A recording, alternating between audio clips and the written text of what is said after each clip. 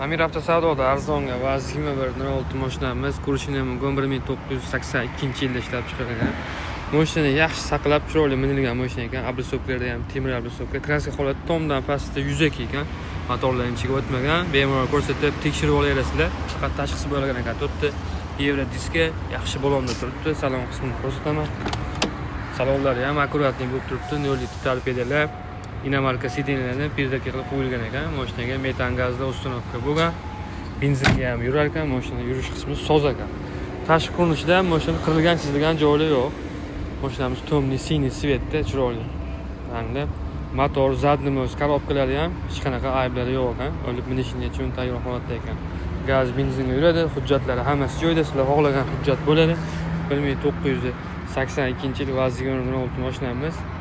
Olib minishga uchun tayyor holatda. Narxini tortishib $1450 ga tushirib qo'ydi.